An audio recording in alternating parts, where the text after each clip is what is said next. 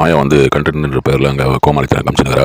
ஏன்னா விஷ்ணு வந்து ticket to finale ஜெயிச்சது அவங்களால ஒத்துக்கவே முடியல. அவர் வந்து ரொம்ப நல்ல மனசு அவருக்கு. இந்த மாதிரி ஏமாத்துற ஒரு ஆளை வந்து இந்த மாதிரி எல்லாரையும் யூஸ் பண்ணி தூக்கி போட்ட ஒரு ஆளை வந்து மக்கள் வந்து ஓட்டு போட்டிங்களேடா நாய்ங்களேன்ற மாதிரி கேட்க வரா. ஆனால் வந்து அதை அப்படியே நீங்கள்லாம் நல்லவங்க, நீங்கள் பார்த்து தான் ஓட்டு போட்டிருப்பீங்க அப்படின்ற மாதிரி பேசி அப்படியே மழுப்பின்னு இருக்கிறா. மணி வந்து வெளியில் நான் அதை வந்துடுறேன்னு புலம்பின்னுக்கிறாப்புல.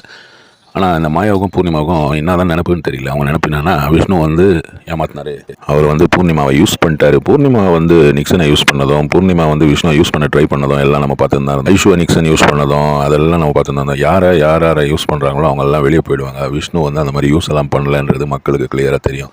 விஷ்ணு வந்து ஜெயிலுக்கு போனார். அந்த ஜெயிலுக்கு போயிட்டு வந்தது தாங்க அவருடைய டேர்னிங் பாயிண்ட்டு. அந்த ஜெயிலில் உட்காந்து ஒரு நாள் ஃபுல்லாக யோசிச்சார். அவர் ஐடியா பண்ணார். அவர் வந்து வெளியில் வந்து கரெக்டாக இவங்ககிட்ட ஃப்ரெண்ட்லியாக இருக்க மாதிரி பண்ணி பூர்ணிமாவை வந்து முதல்ல அவருக்கு பூர்ணிமாவை பிடிக்கும். ஆனால் அதுக்கப்புறமா வந்தது வந்து ஃபேக்கு, சும்மா நான் நடித்து ஏமாத்தினார். ஆனால் அதை வந்து ஏமாத்துறதுன்னு சொல்ல முடியாதுல்ல, அதுதான் ஸ்ட்ராட்டஜி. இவ வந்து இந்த பூர்ணிமா வந்து நிக்சன் கூட பண்ணது தான் வந்து ஏமாத்துறது, அப்படியே வந்து ஊரை ஏமாத்துறது. இவங்க ரெண்டு பேரும் வந்து அவங்களே ஏமாற்றிக்கிட்டாங்க.